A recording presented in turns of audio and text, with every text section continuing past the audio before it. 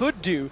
Forgiven is a little bit more... No, he's a lot more predictable. That's a lot more fair to say. And let's see how they decide to go out. So, Crepper, we are in picks and bans. Kalista taken away from Tabs. Elements, let's see what he responds with. So, Forgiven in his nature, he's not a Kalista player. He's actually not much of a Sivir player either. Like, he used to tend a lot to, you know, the Graves and Lucian. You know, Lucian's definitely top pick of those two in the meta right now, so we might see him pick that up. We mentioned it earlier, you know, Azir and Cassiopeia both, like, you know, combined really strong in the mid lane, so we might see Elements leading with the Cassiopeia ban. Means maybe another Azir ban too, maybe leaving a lot of the jungles open, but Gambit replies here with Rek'Sai. Let's see how this goes on. So, game 3 of the day, a lot more similar champion priority to what we saw out of the opening match of the day between Fnatic and UOL. The Gragas taken away there from Diamond, again, one of the top tier junglers. Gambit, of course, they have got a different coach this split. Going to move Dimitri, one of the... I remember who's been in the team a very long time, but these teams are taking their times with these bans, Crepo. Yeah, there's a lot of mind games in the current pick and ban like scene right now, because they banned out Gragas in response to the Rek'Sai that leaves Sejuani open, but is Gambit really gonna first pick Sejuani? You know, we know Diamond likes to play it, and if he does, you know, Dexter probably has an answer ready, so they're probably not gonna see a ban or a first pick on that. LeBlanc taken away from Froggen, so LeBlanc's out, Cassiopeia's out, Azir is open. We might see an Azir ban here. Final Victor ban. This means that Elements knows that if Gambit picks Azir right here, Elements has a plan. I hope so, at least. Well, we're about to find out. If anybody was going to make that prediction, I'd like to think you would be in one of the better spots to do so. Yeah, we had many plans back in the day. But the other thing then is, where does Dexter go in the jungle? With Gragas and Rek'Sai off the table, Sejuani is up. The Azir is first pick. Well, so Sejuani maybe. All of the ingredients are there. What do Elements want in reply? You know, both of these teams are going to have drastically different play styles to what we saw in the spring split. For Elements, it's because they have 4 new players. For Gambit, it's because Forgiven brings so much weight in his play style alone. We need to see how this works out. If I was there, I'd lock in Bard already. No joke, actually, I think he's really good against the likes of Azir. You can roll him in it and basically CC him, you know, from far with the ulti, even though he has a dash, but then you can lock him down. Other than that, I don't know. I think they should steal away Sejuani maybe, but then they have the risk that the Diamond might play an aggressive jungler here. Nidalee is still open, might still be played. Had some success there. Let's just see what Elements replies with and see what happens. I mean, Nidalee was one of Diamond's most played champions. 3 games in the regular split. He played it in the playoffs as well, but unfortunately they didn't make it past the quarterfinals. And Gambit, of course, ran that heavy tank style of gameplay when we last saw them. Elements going a slightly different direction. They've got that Alistair for support. They've got that Maokai for the top lane. So a lot of safety in those 2 picks. Did they put JR on like a tank that can hold its own, you know, can do well with some early ganks, but generally is played passively in the top lane to soak up damage, and this opens up for Froggen and Tabs to carry. I like that for the Elements kind of style. I think Alistair, we highlighted it earlier, fantastic support right now. However, these are 2 champions in 5-on-5 team fights that can get punished by an Azir ultimate really hard. You know, they go in, they get pushed back out. They have no way of getting back into this fight. Let's see what Edward reacts with. Thresh into Alistar, not too big of a fan. I think it's laneable in any sense, but I don't think there's a hard counter for Alistar. You just have to play around his kit. And let's see what Gambit goes for their team comp here. Lucian, staple pickup for Gambit Gaming here for Forgiven. So taking a step back at the draft pick, we could have predicted the Azir pick, and I think Elements was aware, so they knew that was coming. They knew Lucian was coming, so they must have a plan, and it seems like Urgot was left open. Kind of forgot about that, and I think that's really big. Sivir's still a possibility, but running high speed into an Azir wall, you know, may come to bite you. You may rather want to shut down Forgiven in lane, if you can, with the Urgot. Well, we'll see what Elements do decide to lock in. As far as Gambit's game plan, readable. What's everything's gone in. If they want to opt into, I mean, you know, that Urgot you could throw mid as well. It's not too impossible, not really into the Azir. No, that's actually a really good point. I totally forgot about that. That's actually a really good point. That might actually happen here. So we have magic damage on the jungler, magic damage on the support, magic damage on the top lane. It opens up the opportunity to play Urgot mid, which is one of the few good mid picks left, because Victor is out of the equation, LeBlanc's out of the equation. You might actually be right on the money here. And talking about that, when you run through the magic damage, something that really sticks out in my mind from talking to Froggen in the spring split was whenever team comps were decided, at least according to Froggen and how he explained it, was there are certain checklists he likes to talk about, certain things he likes to look for. Elements are currently lacking some wave clear, which is one of the concerns you have to talk about. Sivir is still open. if they wanted to try supplement that and use the mobility of Sivir to get around maybe the wall or the soldiers from Azir. There are possibilities here. We got punished really hard by Gambit in the spring split by opting for a combination with very low wave clear and not enough pressure in the mid lane. They basically played this siege comp with Nidalee, taking out tower by tower by tower. You know, Lucian's okay at taking towers. Azir is really good at taking towers. Evelyn pick up here in the jungle for Diamond. Pretty good like fourth choice. It's happened in the other game as well. 3 jungles out, Sejuani, Rek'Sai, Gragas, and then the next pick is could have introduced it again at MSI, the Evelyn. And it is something that Diamond has quite a history on as well. Definitely played that multiple times in the past. So Gambit, multiple options with their team comp. They can do a large number of things thanks to the versatility of Azir and Lucian. And the question on our minds, does Froggen lock in Orianna or does Tabs maybe lock in Sivir, maybe lock in something else? There's not a lot of magic damage, so the Orianna would supplement that as well as giving you all that teamfight power. Yeah, the Orianna, it feels so short range to me. It feels very, very short range and very tricky to play. And with good positioning from Gambit in like choke points, etc., in the nice zero ulti coming out from Betsy, might get tricky. Looks like he's opting for maybe Vladimir. Scales better, I think. Okay, so Vladimir mid lane. What does this mean now for the team comps? Froggen on Vlad, Tabs on Urgot, different champions from what we've seen all day, but definitely looking for very long, drawn-out team fights. Those are a lot of targets to get through. No split push. So this is, if you've ever played Yu-Gi-Oh, this is what they call an Exodia comp. You know, you have the left leg of the forbidden one, the right leg of the forbidden one, and if you get them all together, you get that wombo combo, Stompy AoE fight. But by God, if you don't get all your cards on the table right in the middle in a fight, you're probably going to lose because there's no split push from Maokai, there's no split push. Like, Vladimir can split push, yeah, but they basically want to set up these wombo combo ultimates. Right, Trev? I'm done! You're in your 3rd game in the summer split and you're quoting Yu-Gi-Oh cards. I'm running out of comparisons. I don't know how many people are going to keep up with that one. I appreciate and respect that, but I think you're a brave, brave man. The one thing I do see from Elements is so little wave clear. I'm terrified for them if they ever fall behind and all of a sudden they've got to deal with those Azir soldiers and Lucian and Thresh in their face. Kind of tricky. Without wave clear, it's easy to flank if you have a lot of wave clear, like you said, they have no wave clear, right? And it's easy to flank if you have a lot of wave clear setting up for those flanks, buying yourself time when Gambit is knocking on your door. But at the same time, you know, you don't have the time because they'll just push through mid. And that means they'll face the Azir wall up front. And my eyes are on Betsy, and the one thing that speaks against him, farm priority #1, Cabashard. Farm priority #1, Forgiven. Betsy ranked 8th in mid laners to get the farm out of all teams, farm share in the game. That means he has almost nothing to work with, while he is the staple, he's the crux of the Gambit composition. Well, we will find out if he's going to make that one work. We're loading up onto the for the 3rd time in the summer split. Gambit in the blue trunks, Elements in the red trunks. 2 teams that, truthfully, I have no idea how to evaluate their effective strengths coming into the split. If different play styles as well. If Elements gets pushed on all 3 lanes, this can get ugly really quickly, because out of all junglers that like invading, Diamond Prox is definitely one of them, you know. And with a slippery Eve, not knowing where she is, and having the possibility of her being in your jungle, in addition to playing a weak early clearing jungler like Sejuani that goes pretty low on the clears, could prove very, very dangerous. And we'll see if it does. Of course, for everybody that is watching, Forgiven has replaced Pinoy as the AD carry, and Gosu Pepper is, in fact, Edward. He's gone back to his original nickname from several years ago. We've already changed it to Ed Ward with a capitalization on that W. So there's only 1 new player for anybody who's returning from the spring split.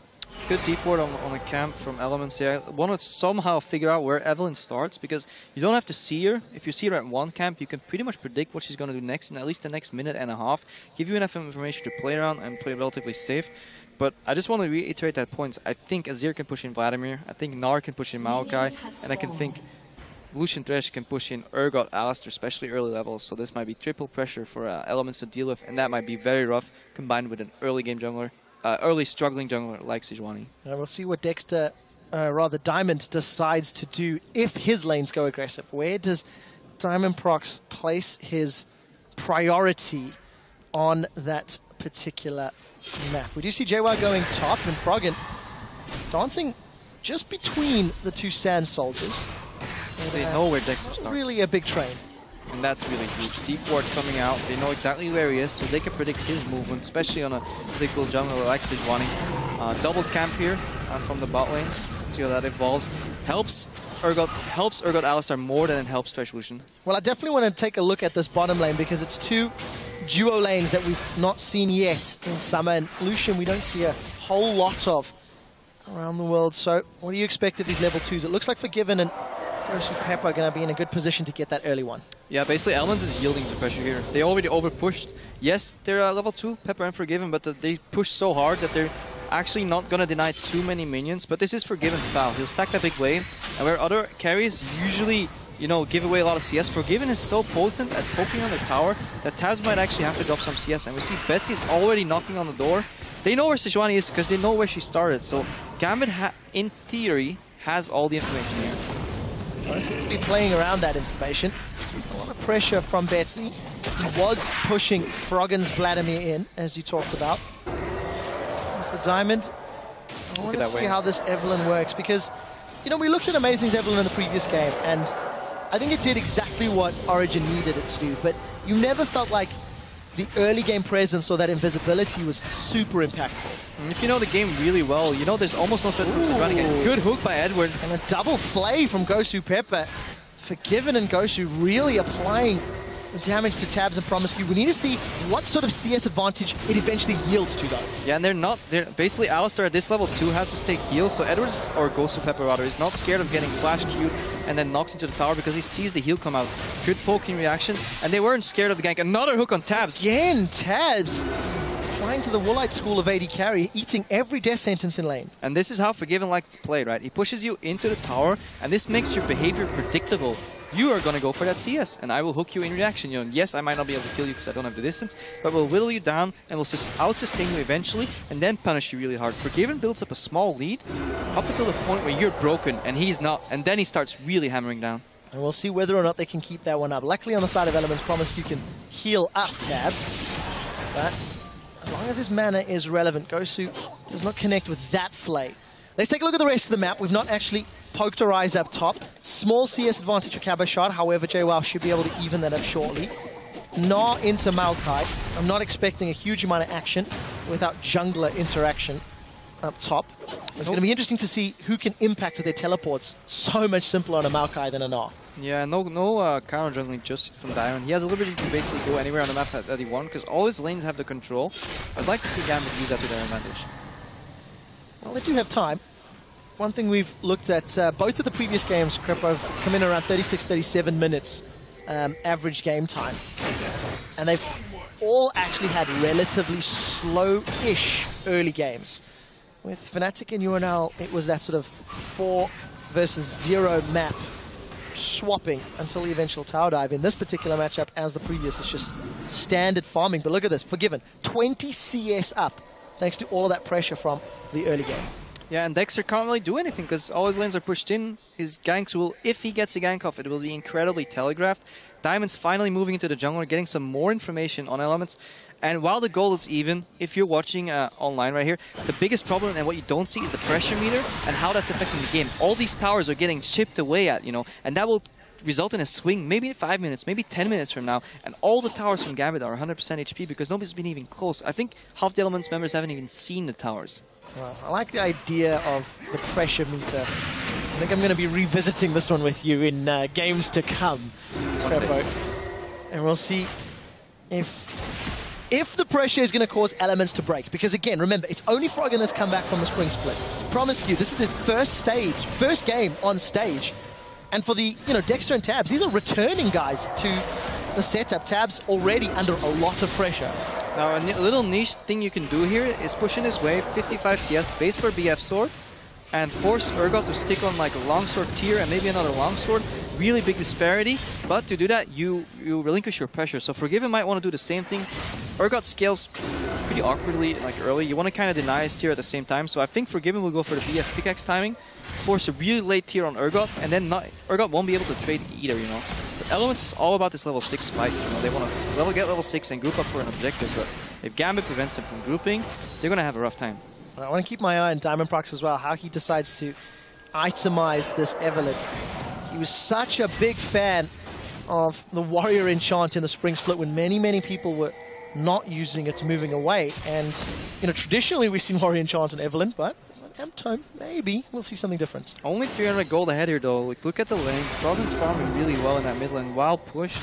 JWoww's Do you expect anything different from Froggen? No. Even in the Vlad into a Zia, etc. No, he's farming, sustaining really well. So Gambit's like, they're puncturing the wall, but they're not breaking it, you know. They just don't have a sledgehammer ready yet.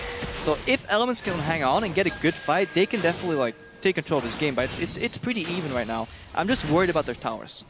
Well, we'll see if that worry causes Elements any problems, Crepo. We did see Dex actually hanging out in the Tri-Bush. He's got access to Glacial Prism. Tabs relatively close to level 6, I believe. Catch an eye on that Experience Meter in a moment. And once the Position Reverser and Glacial Prism are available, that's a lot of CC. I mean, Dex is still hanging around. He's been here for a very long time. Yeah, I think he might even be scared to go into his red jungle.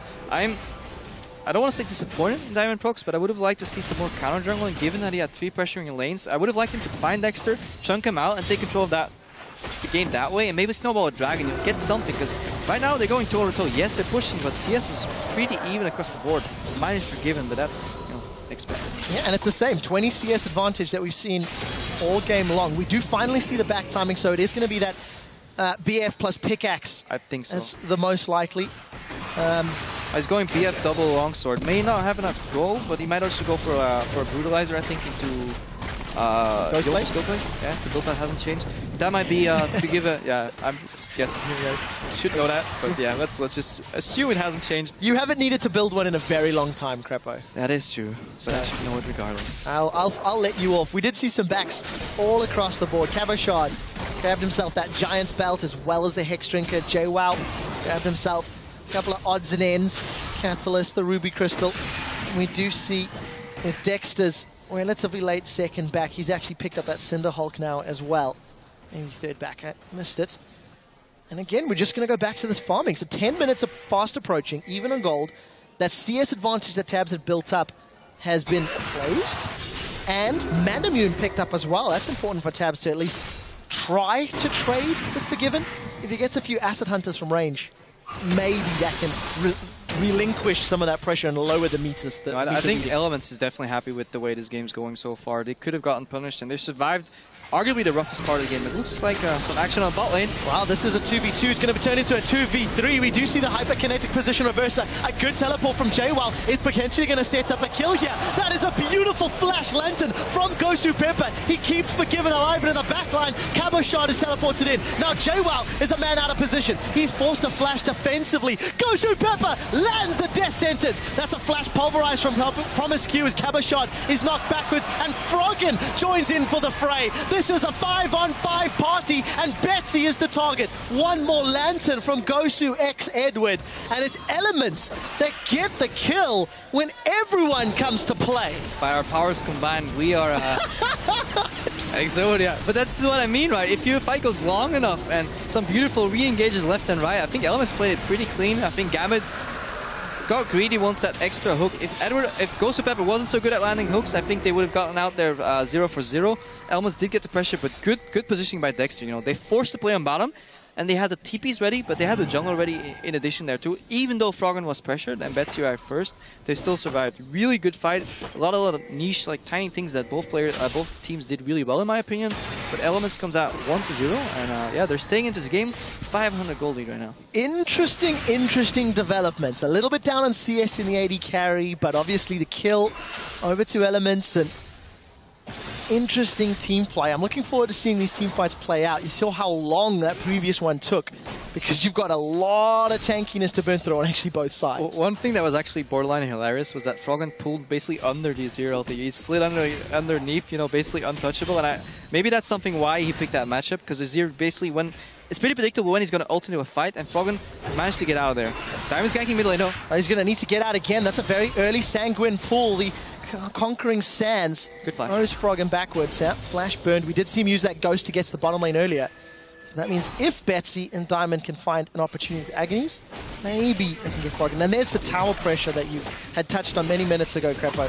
A lot more damage, a lot more chipping away as this mini wave gets cleared. And this is how Gambit basically can claw back into this game.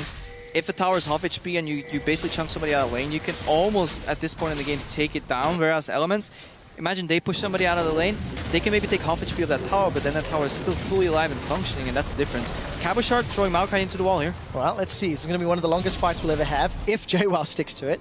Ends up just walking away, and Cabochard committed everything there.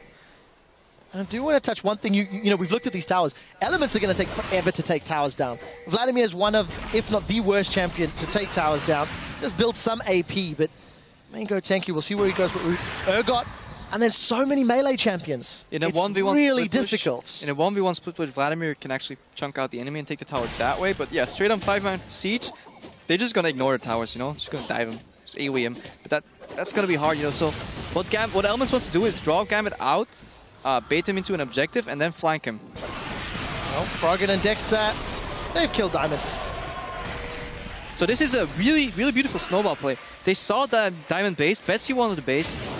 Dexter slowed down Betsy's base, enough for Froggen to come in. They pushed in the wave, now they had the pressure, disappeared into the dark, moved into the jungle, and found Evelyn there. This is like chain reaction in League of Legends. And I really like seeing this, going aggressive with your jungle when you know the enemy's in base. They knew if somebody face checks, Betsy's likely not to be there in time, and really solid move. And this is what Amazing said on the desk earlier. Yeah, Eve is prone to being blown up, and we just saw it there. Well played by Elements, planning a few steps ahead. As we do see the first tower falls, and surprise, surprise, it is Forgiven securing yet another first tower of the game. Promiscu has roamed up to aid the low hit points Froggen, but we do see that Diamond is coming up to reply. So, Crepo, teleports are not available yet for either of these top laners, and we're starting to see some shuffling around the map. Yeah, very crucial point. They push him bot wave. Tabs is busy dealing with that. Alistair has shown all the information in the map for Gambit. Where are they going to go? Are they going to take another tower? Because that will snowball a third tower pretty immediately right after. So this is a very crucial moment of the game right now.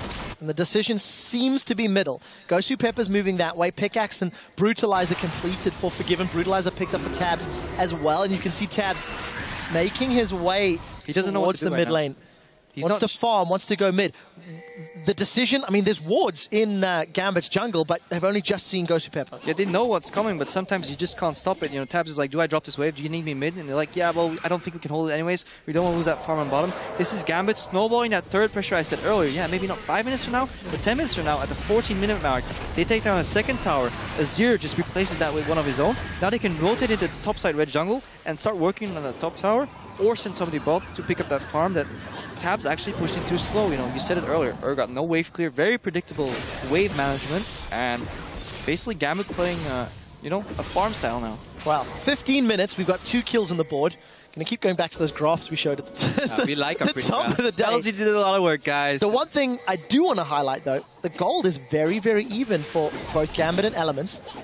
And we'll carry on with the story in a moment, because Cabochard, no Mega Knot, and there is a little bit of toys to play with. Promiscu in a tri-bush. You see Dexter hiding in the top lane. And they may want themselves a Mega Knot for dinner. It's Marcel Felt camp, but right now it's Marcel Top camp. Trevor. Blue team's turret has been destroyed. Trevor, hello? I was deciding whether or not you deserve to carry on with that one. All right, Ghost moved up. It's now a 3v2, but Mega Knot is charging.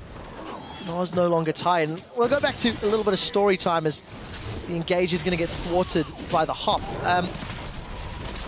Despite Forgiven not being an SK, early tower pressure, rotating 1, 2, and 3, and then potentially setting up for a 1-3-1. That was the eloquence of SK Gaming in Spring Split. Forgiven has changed teams, and he's imposed that similar play style. Oh yeah, Forgiven will not play your style. You will play Forgiven style. Well, but he's so good at it. It got them to the playoffs, and then unfortunately some misplays against Unicorns of Love cost them a position in the finals. But the question is then, Elements, let's assume they predicted the draft. They knew the Azir is coming. They got their hands on Sejuani. They got Vladimir, which has done well against the Emperor's Divide.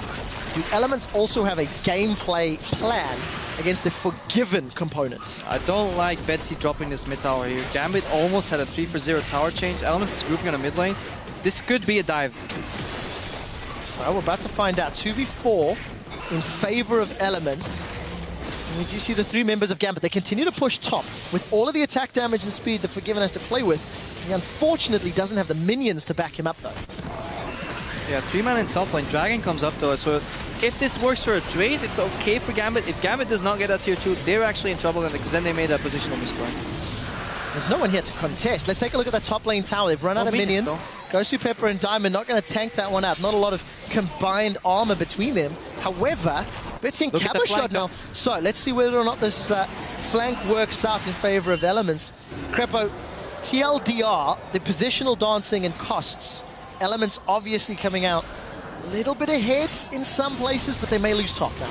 Yeah, really good rotational play from Gambit here, you know, from mid to top, and now they're going on JWoww. Well, JWoww's caught out. The Gnar is available. Gnar's him into the turret. We saw a flash on the bottom. Now tower is secured. JWoww gets taken away. Diamond is going to flash away. Continues to survive. Summon a heal from Forgiven keeps him out, but it's JWoww that gets the kill. We do see Dexter securing one as now Froggen continues to chase with Hemoplague. The pop plus the pop manages to secure it, and it's just kill after kill after kill. Gambit overstay their welcome.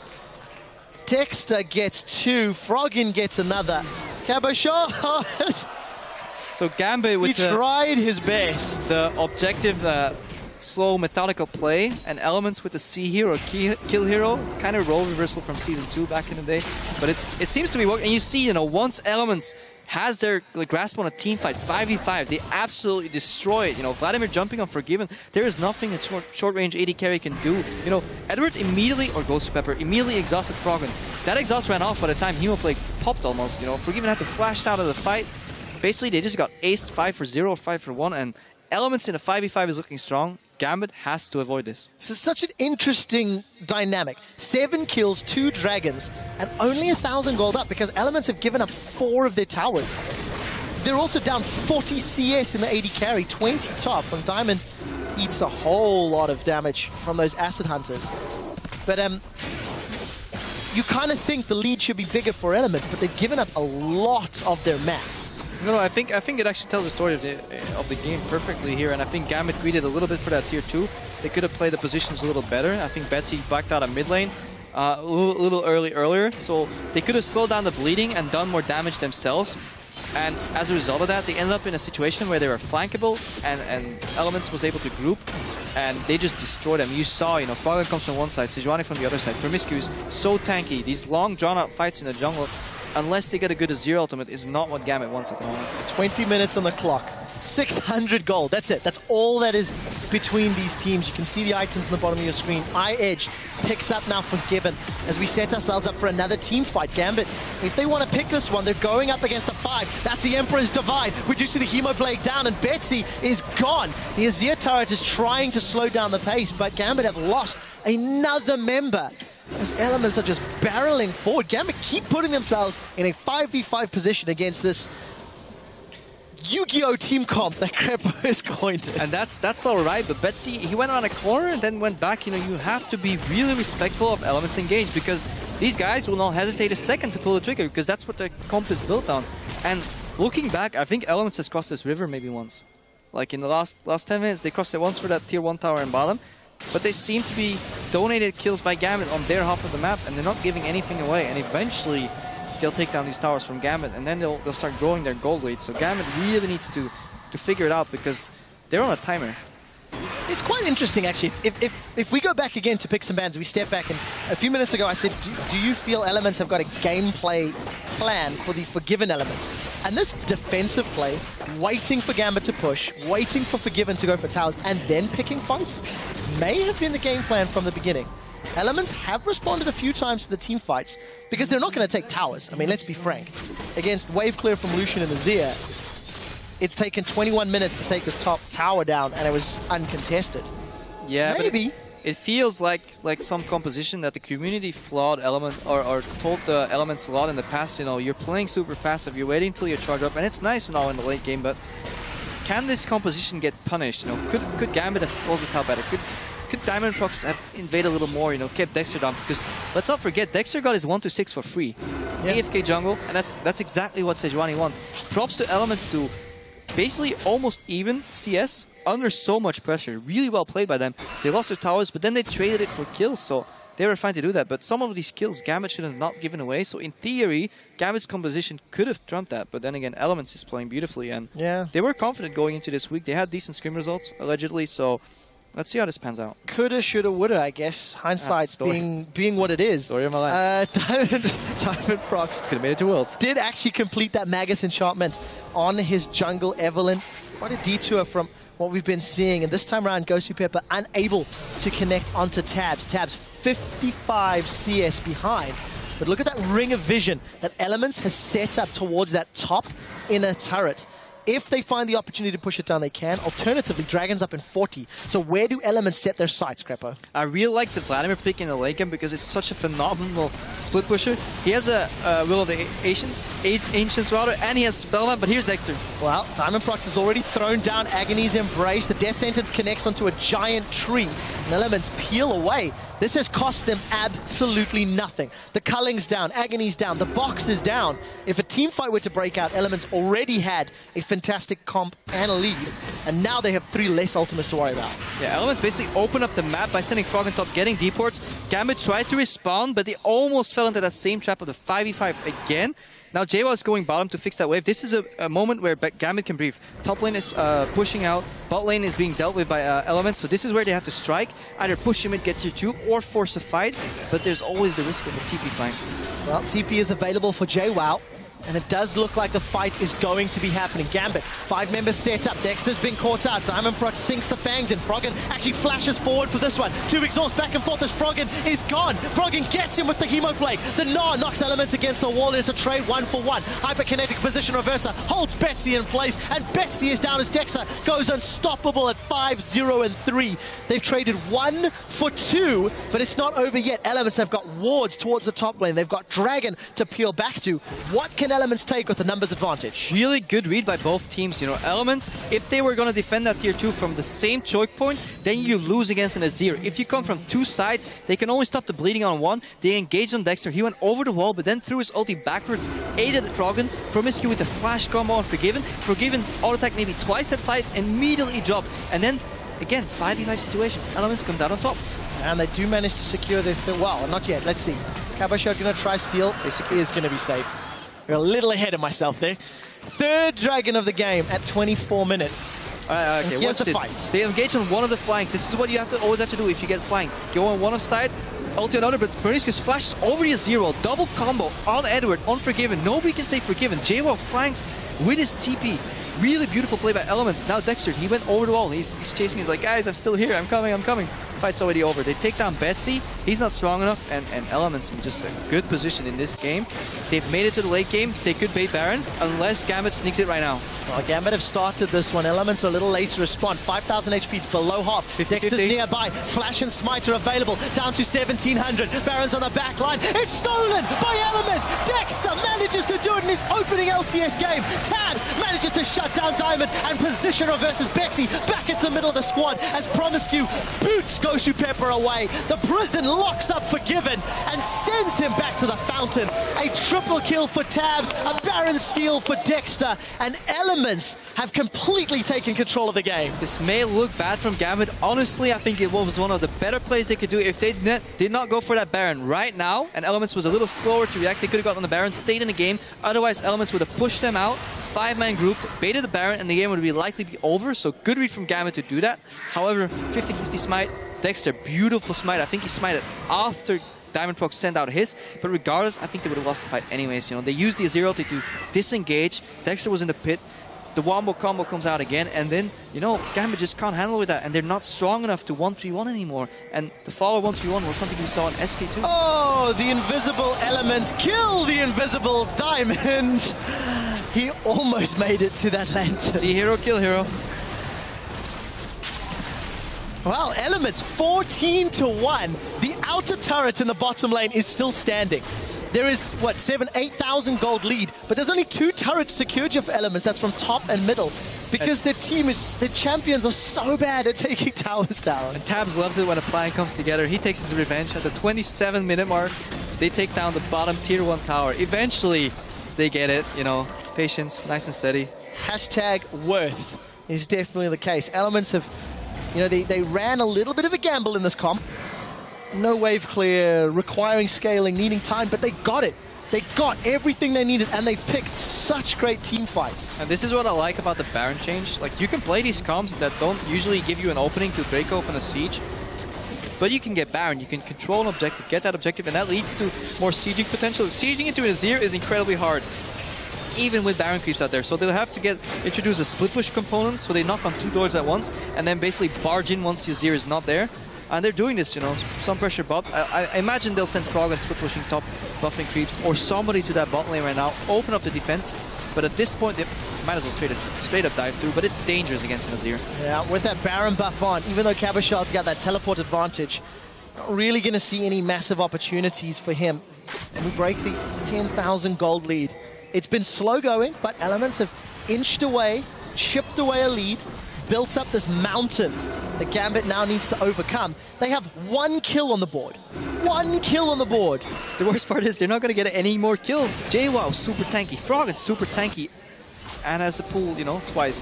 Alistar, super tanky. You know, Tabs, he has a Frozen Heart. He's an 80 carry with a Frozen Heart, and they're going in. Well, let's see who they decide to focus. Betsy gets caught up by the Hemoplague. They jump onto Gosu Pepper. Diamonds on the side lane gets a huge Agony's Embrace. That's a 3-man Gnar up against the wall. Promiscue's in a little bit of trouble, but Froggen is sustaining his way through Betsy's damage.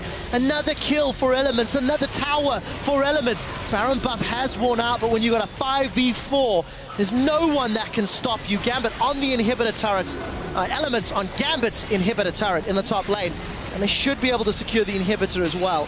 Another great team fight. That's not the man you want, Gosu. Elements, the base is cracked open. Elements, fantastic showing from the 15 to 30 minute mark. Yeah, and so tanky, you know, they just dove 2 towers and they barely got below, one of the members got below half HP, and then Froggen maybe a little lower too. And just shows, you know, the strength of the composition from Elements here in the lake. We'll ignore that one. Lenton's there, Lenton's not relevant, and Tabs gets another one. Didn't fail the combo, he ran out of mana for Q. It's the worst feeling in the world. You tap W, you tap Q, and nothing happens. You're like, oh, I'm that guy. But luckily for him, it happened when he's 12,000 gold ahead. It did indeed. I thought there was Tabs that just got out of the way of Gosu Pepper's spells. JWoww uses the Scuttle Grab to Scuttle Taxi. And then a defensive flash. Elements get their 16th kill, and ironic, the invisible death, or the invisible kills onto Diamond. You feel so safe when you're Evelyn. No one can see you, but if there's 5 people in a bush, it will eventually. And again, just that ring of vision. Crapper, every single time I look at this mini-map, Elements are pushing their wards deeper and deeper towards the objectives that they set their sights on. Yeah, exactly. And now they're getting ready for their 4th dragon. And the thing is, at this point, Gambit has to stop the bleeding. They have to get a dragon, or eventually Elements will get 5. But grouping around an objective means 5v5. And unless you get a really solid zero ulti and choke point, you're not going to win the fight. And even then, Elements at this point is so tanky. It's so hard. Promiscue going in. He does manage to get the combo. Betsy instantly throws down the Hourglass. The Lantern should time out before he can get to it. Not even going to be needed. Now Diamond Prox is in trouble. Elements are just running him down. Gets thrown back into the river by Tabs, who's now 5-0-7. Promiscue, another new support on the stage. 0-0-15. More than 2 times the impressive score that James Bond would have put on the map. And Dragon, not even a priority here for Elements. Really solid itemization as well. We said earlier, Alistar's so tanky, you know. All Elements need to do is find an engagement window. They put the Aegis of Legion on Dexter, and that means both top lane and support can build Righteous Glory and get that engage, because Sejuani is really good at following engage too. So they have so many engage tools on these different roles. Alistar is usually really hard to get into people, but with nice solid flashes, really good use of Righteous Glory, and then blocking the Lantern. Promiscue is playing a fearless game, and it's really nice to see that for his first time in the LCS ever. And it's fantastic to see the follow-up performance from Mithy in the previous game. You know, Mithy, of course, returning to the stage. He's played on a world stage as well. Promiscue, this is his first match against Gambit, against Gosu, Pepper, and Forgiven, 2 of the most seasoned players in the LCS. In lane, held his own, and just phenomenal, absolutely phenomenal. A worthy success. Exactly. The thing that we do have to say, though, if you look at Elements, you look at this game and this play style, they were given a lot of time. They were given the freedom to get to this position, and I do feel they had a great read on Gambit. Picks and bans seemed to go somewhat predictable. They got some comfortable picks. I mean, the Vladimir's done great into the Azir. I don't know, you should, I think give it, oh hang on, Froggen's getting caught. Well, let's see, Exhaust is out, Sanguine is available, as is the Hourglass. Froggen holding on to him, throws down the Hemoplate, then he pulls away. Hemoplate's gonna pop, the Hourglass is in a moment, and it's an instant kill there. Now forced to flash away, it's not over yet. Kybershot gets reversed in, but he's about to become a Mega Gnar. He crunches over the wall. We see Acid Hunter after Acid Hunter connecting. Tabs gets himself to what looked like a jump on Froggen, turned out to be a jump on Gambit. It's not done yet, as Dexter has the Glacial Prison. Is he going to throw it out? We do see Promiscue maybe going to find him. Conqueror, the King of the Sands, now still wants to look. This is a teleport from JWoww as well. That is a massive, massive cow. And the wall is going to keep Dexter out for a moment or two, but it's simply not enough. 22-1. In the opening game of the summer split. Elements putting on a statement of a performance. I think Power of Evil was a little early with its quote about it's going to be a bloodbath. Same day, wrong match. This is really, really brutal. But we have to remember how this came to be, right? This game was by no means a complete stomp. There was a really, really crucial point in the game where Elements managed to hang on just enough to equalize that tower goal loss rather with kills, and then they got into the late game. Of course they're going to win the late game, but we saw that last season as well. Elements kept going for that late game comps, but they got punished sometimes. But looks like they've learned to adapt, and a really, really solid performance. Really impressed by Promiscue as well, and Froggen, the only member returning from Elements with 100% death participation. Wow. Froggen feeder. One more team fight, and we see Gambit throwing everything at Elements. It's just not enough. Froggen's in trouble. He will go down for the second time. Definitely the feeder on the Elements squad, as Elements bite off a little more than they can chew this time around. We've seen two games ending around the 36-37 minute mark. Elements really just trying to keep up tradition here, I think, as they are going to delay this. Promiscue comes in to save Tabs. Tabs low on mana. Forgiven looking for more. He's got red buff. That's good another kill on the board. Promiscue, the hype is no longer there. You've given up the third kill of the game to Gambit. 0, 1, and 17. Super minions in middle. Super minions bottom. Just a matter of time before they close this up. Minions are maybe... Wow, Emperor's Divide just to protect this inhibitor. And I think that should be enough. Yes, it is. We held our breath. We held our breath there. I don't want to be the guy that predicts that wrong, you know. PvE, you know, predictable minion. But let's take a step back here. This game is obviously turning into a very one-sided show from Elements right now. I just want to take a look back at the champion select. You know, they gave Azir away. They seem to have a plan for it, basically either swapping it into the team or having Froggen be able to flank from different sides or pull under it. We know that Betsy doesn't get the most resources or side lane farm on Gambit, while he still is the crux of their composition. Kind of makes sense, but again, we had questions, right? What is Forgiven gonna do? Well, the answer is exactly the same like he did in SK. What's Caboshot gonna do? Farm a lot, but JWoww, in a lane matchup that is usually dominated by Gnar, he kept on really well. Even CS didn't need any attention from his jungle and allowed Dexter to play around the bot lane. They shut Forgiven down by having counter gank potential and TPs ready. Froggen roamed a little later than Betsy, but he joined the party as well, and managed to make it work. Yeah, worked well. And the interesting thing about that, Forgiven imposes the Forgiven element on the game within the first 20 minutes. And Gambit had some mid to late game poor shot calling in the spring split. And you can argue overstaying for that top lane in a turret.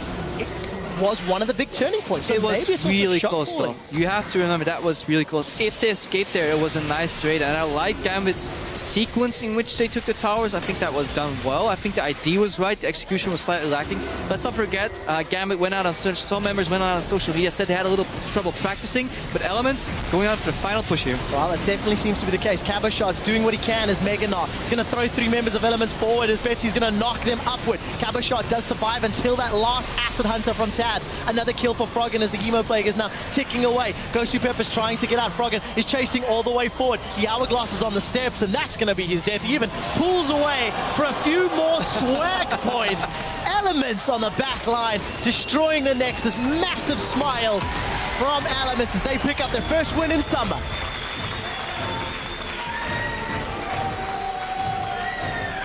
Not only does Promiscue show up on the big stage against Gambit, against players with such a wealth of experience, the whole team just seems to be, they work that composition well. And taking a quick look here, you know, JWoww involved in 19 out of 26 kills. You know, Dexter involved in 20, Froggen involved in 20, Tabs involved in 18. That's the least. And then 20 assists coming out of Promiscu as well. We see this result, you know, explains the team compositions. Everybody wants to be in those fights. Everybody wants those assists. Very high kill participation for every member in Element's comp. And it just highlights Gambit couldn't keep them spread. You know, they let them group. And it also tells the story of the early game about how individualized and compartmentalized every single lane was.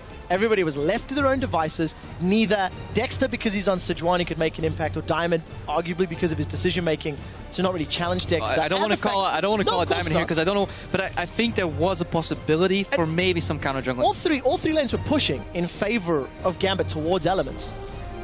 You know, you play for mid to late game, and then Elements outplay you in team fights. I mean, that's sort of the story of this match. But we'll see how Gambit evolves. Obviously, and adding a new player with such a distinctive playstyle like Forgiven, but really good at that particular playstyle, needs some time to work. We'll see a couple weeks in, week 3, week 4. That's when I'm really going to start judging Gambit. That's when I think they've had enough time to practice with Forgiven. But let's see if also Elements, are they going to continue the same style? Because you don't want to be linear in this style, because then eventually in drafts you will get punished. But so far, so good. Yeah, and I think, you know, in recent weeks the passive playstyle seems to be yielding slightly less results because the more aggressive, proactive teams seem to be able to find their way into the game. But the one thing you also got to step back, as you did mention right near the end there, Gambit, they have said they had some problems, you know, getting themselves set up, getting themselves practiced. For a team that had, let's say, difficulties of whatever degree, they still put up a decent performance. They played around Forgiven. As you said, they got an early lead, they got early map control, and then some small misplays here and there cost them control. With a bit more refinement, maybe they could get themselves into even better positions in future games. Yeah, like solid rotational play, right? They knocked down half HP on every tower, took down bot lane, sent somebody mid, you know, noticed that Tabs, that one moment where Tabs was hesitating, do I go mid, do I go bot, you know, they took down mid tower, then they went for top. Betsy wanted to facilitate that top tower by roaming, but he got caught off in the river, and that allowed Elements to push in, just get that one tower, some breathing room, you know. Every time Gambit left a little room to breathe, but they almost suffocated Elements completely, and we saw that in Spring Split when we played against them. We played a similar comp, very laid back, very good late game. If you look at the comps, you're like, yeah, we're going to wreck them late game team fights. Didn't happen because Diamond had Nidalee. He was constantly in our face, and I lacked that a bit. You know, I would have liked to see more aggression from Diamond, especially in these triple push scenarios. Yeah, it definitely needed to be the case. Simply not a factor for Gambit. A lot more questions to answer. I think as a team, you know, we saw some very good things. I think Edward, now goes to Pepper in lane, was a lot more impressive than I feel he has been. Maybe it is a testament because of the matchup. You know, got a little easier to land those death sentences on, arguably. But it was good to see the confident play. It was good to see Gosu really going for it. When we saw him leaving Pinoy at times towards the latter half of the Spring Split. So I don't think we can fault him for much. You know, yes, those hooks were predictable slightly because Tabs had to walk for minions, but he landed them. You know, there's not more you can do at that point. Hook, flay, out sustain, out poke. There was a 25 CS lead. Forgiven, I think he could have played for that BF pickaxe if he wanted. He opted not to. Tabs had a very late tier, so the bot lane was definitely winning, and that's what prompted the rotational play. Remember, bot tower goes down first, then mid, then top. So definitely good bot lane play. I really look forward to seeing more 2v2s. But he got cut out by the team composition. What is Lucian going to do against the Sejuani, Vladimir, Maokai Flash W? You know, everybody wants to get Forgiven, and there's not enough damage coming out to punish because Elements is so tanky. I like that. And around the 30-minute mark, I recall you saying, well, no one's going to die anymore. There's simply too much tankiness and too many options. Unless you're under the fountain. Multiple pools, multiple hourglasses. We'll give him that. I mean, feeder Froggen. Of the 4 deaths in Elements, Froggen gave up 3 of them. I think he earned those, to be fair. So strong showing from Elements. Gambit, unfortunately, drop their game. We're going to throw this one over to the analyst desk to take a look at Elements' strong start to the Summer Split.